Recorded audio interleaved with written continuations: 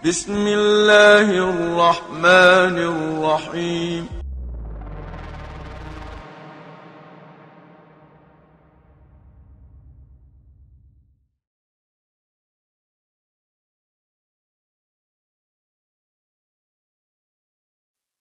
Bismillahirrahmanirrahim. Assalamualaikum warahmatullahi wabarakatuh. Alhamdulillah wassalatu wassalamu ala Rasulillah wa ala alihi wa sahbihi wa mawalah wa ba'd. Kaum muslimin wal muslimat, Bapak Ibu rahimakumullah. Alhamdulillah pada malam hari ini kita masih bisa melanjutkan kajian rutin kita. Insyaallah akan melanjutkan masih pembahasan wudhu ya. Salawat dan salam mudah-mudahan tercurah pada Nabi kita Nabi Muhammad SAW serta keluarga dan para sahabatnya. Para jamaah rahimakumullah, hari ini kita ngajinya sampai Isya saja ya. Dan nanti ana sisakan waktu mungkin 5 menit sebelum azan untuk pertanyaan. Jadi nanti habis Isya kita langsung pulang. Hari ini saja. Baik. Di pertemuan terakhir kemarin kita sudah baca hadis Abi Hurairah radhiyallahu an. Rasulullah bersabda, seandainya tidak memberatkan atas umatku, niscaya akan aku perintahkan mereka untuk bersiwak setiap wudu. Dari sini dikeluarkan oleh Imam Malik, Imam Ahmad dan yang lainnya. Dan sudah kita baca beberapa faidah. Malam ini kita selesaikan faidah-faidahnya. Setelah itu masuk ke hadis umrah insyaallah. Baik. Syukran. Faidah yang ke-6. Qala al-mu'allif rahimahullah, si'atu hadhihi syari'ati wa samahatiha wa muyasaratuha lil halatil basyariyati dhaifah. Faidah yang ke-6 dari hadis ini menunjukkan betapa mudahnya syariat agama Islam dan sejalan dengan kondisi manusia. Betapa mudahnya atau betapa lapangnya syariat agama Islam dan sesuai dengan kondisi manusia. Karena di hadis ini Nabi SAW beliau mengatakan seandainya tidak memberatkan. Ini menunjukkan bahwa hal-hal yang berat itu tidak disyariatkan. Ya, maka yang disyariatkan kepada umat adalah hal-hal yang ringan. Ya, tidak ada dalam agama ini syariat yang berat yang bertentangan dengan tabiat manusia. Ya. Jadi syariat Islam syariat yang mudah insyaallah. Dan itu bisa kita lihat ya, dalam keseharian kita. Ya, tidak ada syariat yang tidak bisa kita amalkan. Ya, sholat mudah, puasa mudah, baca Quran mudah, ya, asal orang mau belajar. Kemudian ya semua ibadahnya insya Allah mudah. Baik. Faidah berikutnya. Hadal hadisul azim dalilun ala al-qaidati syar'iyyah wa hiya al-mafasidu muqaddamun ala jalbil masalih. Hadis ini merupakan dalil untuk kaidah syar'iyyah, kaidah dalam agama Islam, yaitu mafsadah atau kerusakan atau mudarat lebih didahulukan, atau menghindarkan mudarat lebih didahulukan daripada mendatangkan maslahat. Ini kaidah dalam agama Islam. Jadi menghindari bahaya lebih diutamakan daripada mendatangkan manfaat atau maslahat. Misalnya ketika kita melakukan sesuatu ya yang manfaat, ya, sesuatu itu kalau kita kerjakan manfaat tapi menimbulkan mudarat, ya, maka jangan kita kerjakan, ya, karena akan menimbulkan mudarat. Nah, di dalam hadis ini mana mafsadatnya, mana maslahatnya? Fa mafsadatul luqu'i bil ismi min tarkil wajibi muni'at aw mana'at min maslahati wujubi siwak inda kulli wudu. Mafsadat terjatuh dalam dosa yang disebabkan meninggalkan kewajiban bersiwak itu mencegah atau menghalangi dari maslahat wajibnya bersiwak setiap wudu. Ya, jadi Nabi itu inginnya mewajibkan siwak, ya. Tapi kalau diwajibkan orang nggak mampu. Kalau nggak mampu nanti berdosa. Berdosa itu madorot, ya, mafsadat. Jadi karena khawatir dosa, ya, maka kewajiban siwak jadi tidak jadi. Jadi Rasulullah lebih mempertimbangkan kekhawatiran kita jatuh dalam perbuatan dosa karena tidak mampu mengerjakan kewajiban bersiwak setiap wudu, daripada kemudian beliau mewajibkan siwak. Nah, jadi di sini ada maslahat, ada mudarat. Maslahatnya apa? Ya, maslahat siwak. Bersiwak itu kan maslahat, membersihkan gigi, membersihkan bau mulut, itu maslahat. Tapi kalau ini diwajibkan, bisa jadi orang berdosa. Apa dosanya? Ya nanti dia nggak mampu, ya. Karena ini berat, bersiwak setiap wudu itu berat. Kalau diwajibkan nanti orang malah berdosa. Nah, daripada orang terkena dosa, mending nggak usah diwajibkan. Ya, artinya nggak apa-apa kehilangan maslahat bersiwak. Yang penting orang selamat dari dosa. Jadi menghindari dosa atau menghindari mafsadat itu lebih utama daripada meraih manfaat, gitu ya. Jadi kalau dalam satu kondisi ada satu perbuatan yang kalau dikerjakan memang ada maslahat, tapi kalau dikerjakan juga menimbulkan mudarat, maka dikerjakan atau jangan? Jangan, ya. Lebih baik kita menghindari mudarat walaupun kita kehilangan maslahat. Baik, jelas ya. Selanjutnya yang ke-8, qala Ibnu Daqiqil 'Id rahimahullah, as-sirru anna ma'muruna fi kulli halatin min ahwali at-taqarrub ila Allah an nakuna fi halati kamali nadhafah. Rahasia, ini perkataan Imam Ibnu Daqiqil 'Id, seorang alim, seorang ulama yang bernama Imam Ibnu Daqiqil 'Id.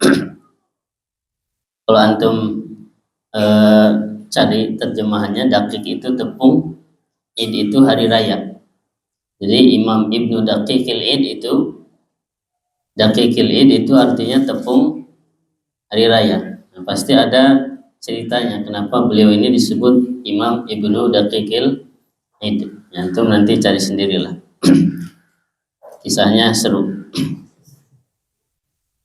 Beliau mengatakan rahasia kenapa kita ini diperintahkan bersiwak meskipun bukan perintah wajib melainkan perintah sunnah, yaitu kita diperintahkan agar setiap kondisi ibadah itu dalam keadaan sempurna bersihnya. An-nakuna fi halati kamalin nadhafah. Jadi setiap ibadah, apapun ibadahnya, hendaknya kita ini sempurna dari sisi kebersihan. Liidhari syarafil ibadah, untuk menunjukkan betapa mulianya ibadah. Ya, ini pelajaran buat kita. Jadi kalau ibadah, kita perhatikan an-nadhafah, ya, kebersihan. Kebersihan badan, kebersihan pakaian, termasuk kebersihan tempat ibadah kita juga, ya, yaitu masjidnya atau tempat belajarnya. Wa qila inna dzalika yata'allaqu bil malak. Ada juga yang mengatakan kenapa kita setiap wudu diajarkan untuk bersiwak, ini berkaitan dengan malaikat. Karena malaikat itu nggak nyaman atau terganggu dengan bau yang tidak sedap, ya. Makanya Rasulullah ingin tiap wudu itu bersiwak, ya, agar malaikat tidak terganggu. Ada yang mengatakan seperti itu. Berkata Imam As-Sunani rahimahullah dalam kitab beliau Subul Salam, wala yaqudu an-nasirra majmu'ul amrayn. Ya, dan tidak mustahil, ya, rahasianya itu kedua-duanya yang tadi. Jadi kenapa kita tiap wudu dianjurkan bersiwak? Rahasianya yang pertama tadi, agar tiap ibadah itu kita bersih. Yang kedua, agar bau mulut tidak mengganggu malaikat, ya. Jadi bau kita itu bisa menyakiti malaikat. Nah, sesuatu yang menyakiti orang lain atau menyakiti makhluk lain hendaknya dihindari, termasuk bau mulut, ya. Dihilangkan bau mulutnya, salah satunya dengan bersiwak. Nah, makanya dalam hadis sahih hadis riwayat Imam Bukhari dan Imam Muslim dari hadis Jabir, Nabi bersabda, man akala sauma awil basala awil kurrasa fala yaqrabanna masjidana fa innal malaikata tata'adza mimma yata'adza minhu banu adam. Siapa yang makan bawang bawang merah atau bawang putih, maka janganlah sekali-kali mendekati masjid kami, karena sesungguhnya malaikat terganggu dari apa-apa yang manusia terganggu darinya.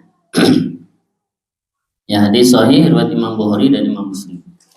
Nah, di hadis ini Nabi Shallallahu Alaihi Wasallam melarang orang yang habis makan bawang. Ya, kalau di kita mah mungkin jarang ya orang makan bawang, ya. Jengkol pete, ya. Kalau bawang kan kita mah di sayur ada bawangnya. Gak mungkin bawang dimakan kayak kacang kan? Beda sama orang Arab, ya, makan bawang ya kayak makan kacang. Bisa kita bayangkan aromanya kayak gimana mulutnya. Kalau di kita ya pete mungkin, ya. Nah, jadi siapa yang makan makanan yang beraroma kurang enak, ya, tidak sedap, mendekati waktu sholat, maka jangan mendekati masjid. Artinya kalau baunya itu belum hilang, maka dia punya uzur untuk sholat di rumah. Ini artinya apa? Ya, kalau dia ke masjid, kondisi baunya itu bisa mengganggu orang banyak, ya. Nah, tadi ada kaidah, ya, sholat di masjid itu maslahat tidak? Maslahat, manfaat. Tapi ketika itu menimbulkan mudarat, mengganggu orang, jadi boleh diberi uzur sholat di rumah. Kenapa? Karena kalau dia sholat di masjid ada mudaratnya, baunya mengganggu orang lain. Nah, ini juga masuk kaidah yang tadi, ya, menghindari mafsadat itu lebih penting daripada meraih manfaat. Ya, orang pengen dapat manfaat sholat berjamaah, tapi di satu sisi dia juga dapat mafsadat, ya, mengganggu orang. Maka yang lebih utama bagi dia adalah menghindari mafsadat. Ya, walaupun dia kehilangan manfaat sholat jamaah. Ya, maka perhatikan ya, kalau mau ke masjid, mau ibadah, pastikan kita tidak membawa bau-bau yang tidak sedap ke dalam masjid. Itu adab berangkat ke masjid. Ya, jadi mungkin kalau mau makan yang bau-bau gitu, baiknya setelah sholat mungkin. Atau jangan di waktu-waktu yang waktu sholat itu berdekatan. Kayak maghrib ke isya itu kan dekat. Ya, kalau makannya habis maghrib berarti kan isyanya kena. Ya. Tapi kalau misalnya makannya asar, mungkin maghrib agak jauh ya. Cari-cari waktu begitu. Tapi kalau terpaksa ya berusaha kita menghilangkan aromanya supaya tidak mengganggu orang lain. Dan bukan cuma kayak tadi petai jengkol, enggak. Kayak beberapa makanan tuh baunya agak kurang enak. Kayak misalkan orang makan bakso ya, terus di masjid apa tuh namanya kalau habis makan tuh sendawa ya, kan kecium ya yang di sampingnya. Habis makan udang misalnya, itu nyengat banget aromanya kalau sendawa itu. Nah yang seperti itu berusaha agar ketika ke masjid tidak ada bau-bau seperti itu. Nah, termasuk juga bau-bau yang tidak sedap yang ada di masjid itu juga harus dihilangkan. Ya, karpet misalkan udah bau, ya dikasih pewangian. Jangan karpet udah berbulan-bulan nggak dibersihkan, nggak di laundry. Nah, ini DKM harus memperhatikan. Kipas ya, kalau sudah kotor bersihkan, gordeng dan semuanya ya, harus bersih. Baik, jadi Rasulullah SAW memerintahkan kita bersiwak. Rahasianya tadi agar kita selalu bersih, kemudian agar tidak mengganggu orang lain dengan bau mulut kita. Baik. Faedah selanjutnya,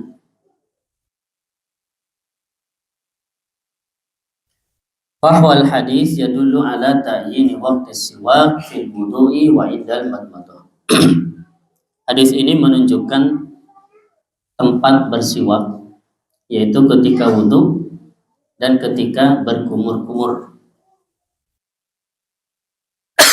Jadi kalau orang mau bersiwak ketika wudhu, waktunya adalah saat berkumur-kumur. Itu tempatnya. Faedah yang selanjutnya, yang masyhur pada madhab Imam Ahmad bahwasannya tidak sah bersiwak kecuali dengan menggunakan batang siwak. Ini madhab Imam Ahmad.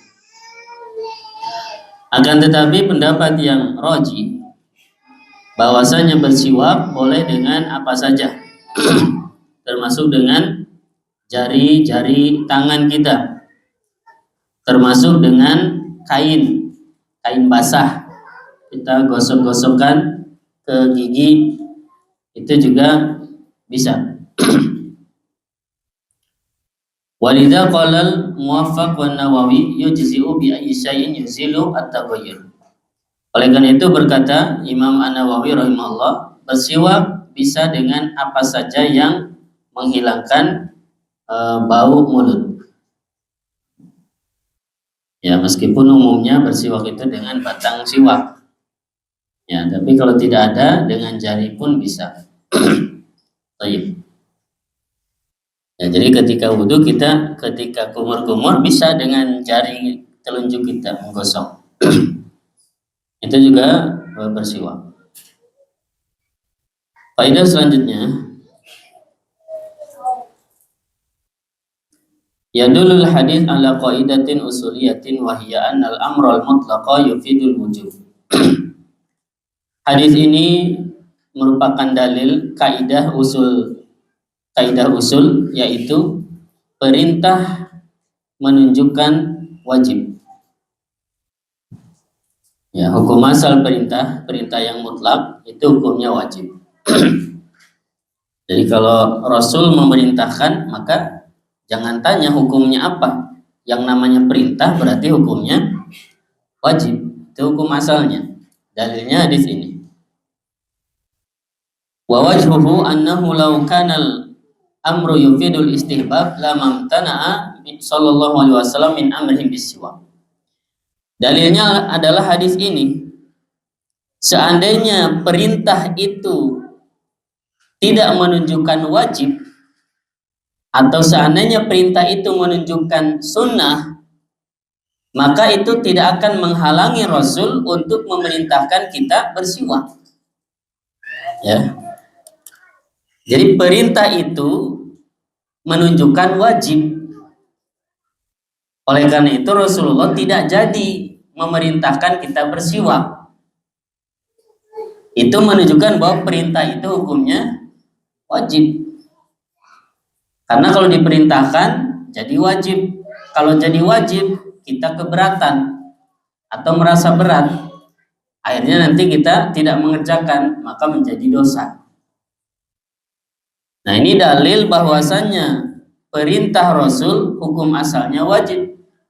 Karena kalau perintah itu hukumnya sunnah, ya udah Rasulullah perintahkan aja, nggak bakalan nggak jadi, gitu kan?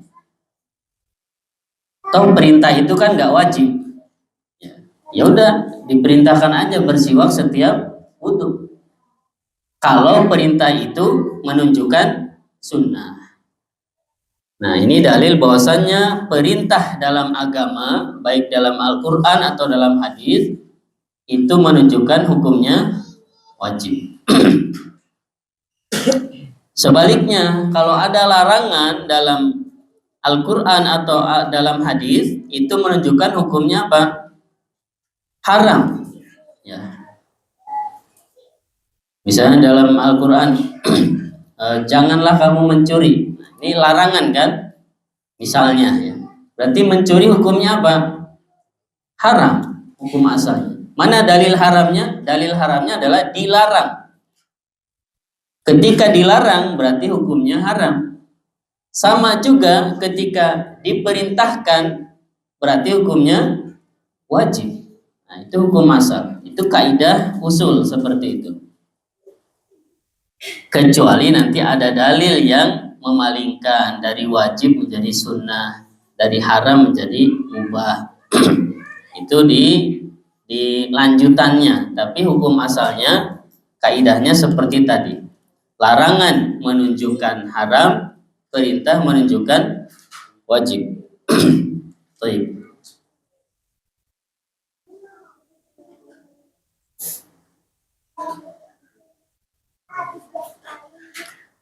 Faedah selanjutnya, idza ta'aradatil adillatu syar'iyyatu bainal wujub wal istihbab aw bainat tahrim wal karahah wa laysa hunaka aslun yubna alaih fa inna tabi'ata syari'ati samhah wa manhajuha bit takhfif 'alal ibad. Kalau bertabrakan, kalau dalil-dalil syar'i bertabrakan antara wajib dan sunnah, atau antara haram dan makruh. Ya, dalil-dalil tabrakan antara yang haram dan makruh atau antara wajib dan sunnah. Kemudian tidak ada landasan yang kuat. Maka biasanya syariat ini dia memilih untuk yang ringan. Memilih yang ringan. Kalau dalil-dalil yang wajib sama yang sunnah bertabrakan, berarti jadinya hukumnya apa? Wajib atau sunnah? Sunnah. Ya, jadi diambil yang ringan. Yang satu mengharamkan, yang satu memakruhkan, berarti yang diambil yang makruh, yang ringan. Karena haram itu berat. Ya, yang haram lebih berat daripada yang makruh. Ya, kalau haram itu kalau dikerjakan dosa. Ya, kalau yang makruh dikerjakan, ya dia cuma mengurangi adab saja, itu makruh. Begitu juga antara wajib dan sunnah. Yang wajib lebih berat, yang sunnah lebih ringan. Itu kalau dalil-dalilnya bertabrakan. Ya. Tapi kalau ada yang satu dalil wajib kuat, yang satu dalil sunnah lemah, yang mana yang diambil? Ya dalil yang lebih kuat, yaitu yang wajib. Walaupun itu berat, tapi dalilnya kuat. Jadi yang ambil yang ringan itu kalau dalilnya sama-sama kuat misalnya. Tidak ada landasan yang jelas. Maka diambillah yang paling ringan. Itu syariat Islam itu seperti itu. Ya, jadi kalau ada dua pendapat, Rasulullah itu lebih memilih yang paling ringan. Ya, yang paling ringan. Ya, disebutkan dalam hadis sahih, annahu sallallahu alaihi wasallam ma khayyara baina amrayni illa ikhtara aisarahuma. Tidaklah Rasulullah dihadapkan kepada dua pilihan, melainkan beliau memilih yang paling mudah. Ya, jadi ciri khas agama Islam itu agama yang mudah. Kalau ada yang gampang, ngapain dipilih yang sulit? Ini mudah, ngapain cari yang sulit? Nah, itu kaidah dalam syariat Islam. Taib. Ini hadis tentang siwak. Selanjutnya kita masuk hadis Humran. Taib, qala al-mu'allif rahimahullah wa an Humran anna Utsmana da'a bi wudu'in fa ghassala kaffaihi salasa marrat thumma tamadmada wastanshaqa wastansara thumma ghassala wajhahu salasa marrat thumma ghassala yadahu al-yumna ila al-mirfaq salasa marrat thumma al-yusra misla dhalik thumma masaha bi ra'sihi thumma ghassala rijlahu al-yumna ila al-ka'bayn salasa marrat thumma al-yusra misla dhalik thumma qala ra'aitu Rasulullah sallallahu alaihi wasallam tawaddu'a nahwa wudu'i hada muttafaqun alaih. Tolong dibaca terjemahannya. Dari Humran bahwa Utsman pernah minta air untuk berwudu. Dia lalu mencuci tangannya 3 kali, kemudian berkumpul menghisap air melalui hidung dan mengeluarkannya.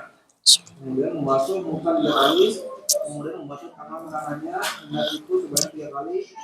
Lalu tangan kirinya begitu juga, kemudian mengusap kepalanya, kemudian membasuh kaki kanannya hingga 4 kali sebanyak 3 kali. Lalu kaki kirinya begitu juga. Kemudian dia berkata, aku melihat Rasulullah SAW berwudu seperti ini. Hadis riwayat Muttafaq alaih. Baik, hadis Humran ini merupakan hadis pokok dalam bab wudu ini. Yang lainnya itu penyempurna. Jadi di bab wudu ini hadis pokok yang menjelaskan tentang tata cara wudu ini adalah hadis Humran ini. Yang lainnya itu penyempurna atau pelengkap. Baik.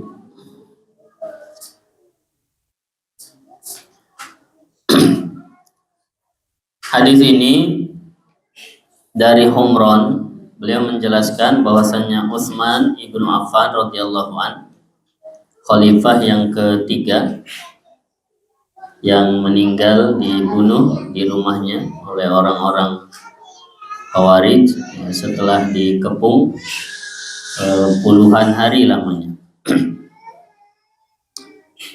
Beliau meminta diambilkan air wudhu untuk berwudhu, lalu beliau berwudhu.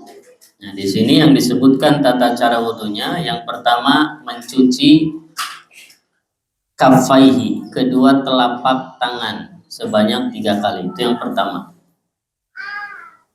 Mencuci telapak tangan 3 kali, habis itu kumur-kumur, memasukkan air ke mulut, kemudian istinsyaq, memasukkan air ke hidung, kemudian istinsar, ya, mengeluarkan air dari hidung,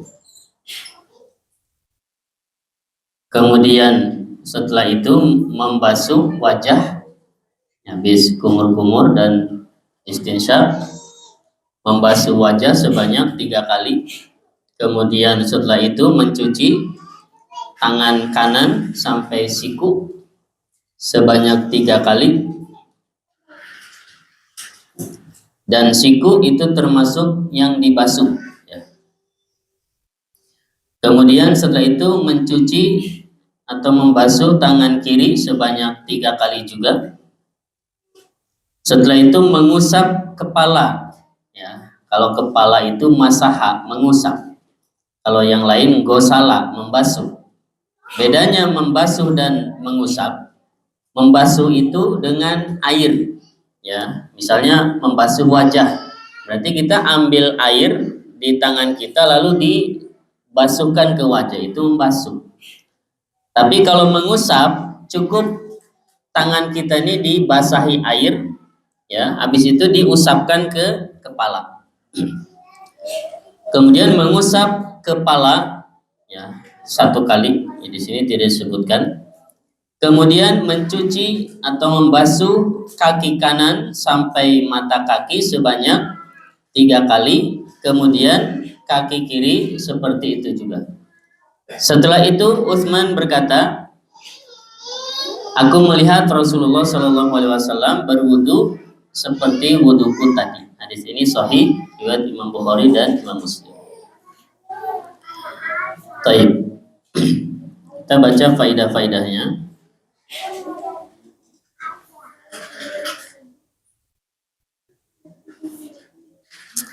Faidah pertama, tadi sudah Anda sebutkan, hadis ini merupakan pokok dalam bab tata cara wudu. Ya, hadis Utsman ini adalah hadis pokok dalam bab tata cara wudu.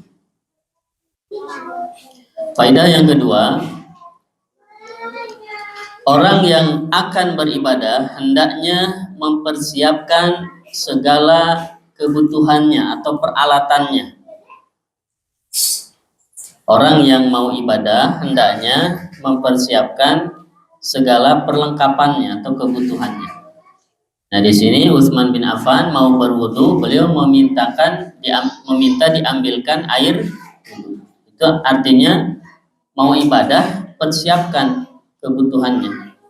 Ya, kita mau ke masjid, misalkan pecinya, sarungnya, gamisnya, minyak wanginya, dan lain-lainnya dipersiapkan. Jangan sampai setelah mau mulai baru ingat, oh ini kelupaan. Jangan sampai begitu. Jadi persiapkan segala sesuatunya sebelum kita melaksanakan ibadah. Ini diambil dari hadis ini. Utsman bin Affan meminta disiapkan air untuk wudu. Faidah yang ketiga, istihbabu ghuslil yadaini salasan qabla idkhalihima fi ma'il wudu. Dianjurkan mencuci kedua tangan sebanyak 3 kali sebelum memasukkan tangan tersebut ke dalam air untuk wudu.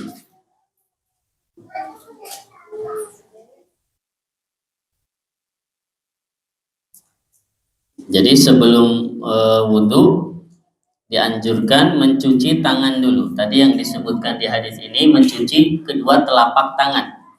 Itu, ya. Jadi dianjurkan sebelum mulai wudu cuci tangan dulu 3 kali. Ya, baru habis itu mulai berwudu. Nah, mencuci tangan 3 kali ini hukumnya sunnah, tidak wajib.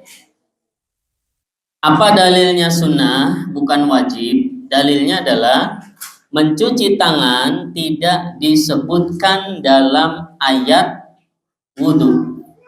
Ya, surat Al-Maidah yang kemarin kita baca.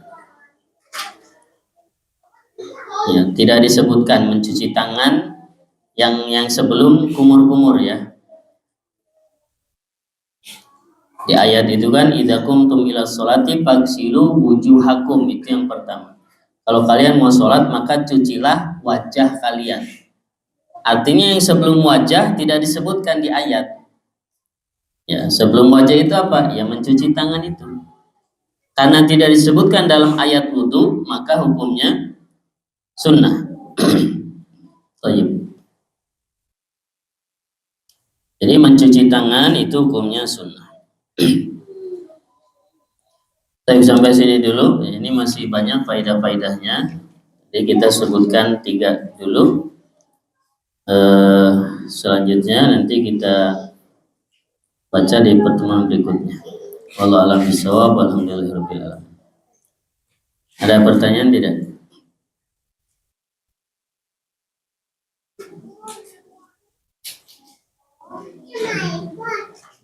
Ustaz, ada pertanyaan yang pertama Ustaz, terkait bersiwak Ustaz.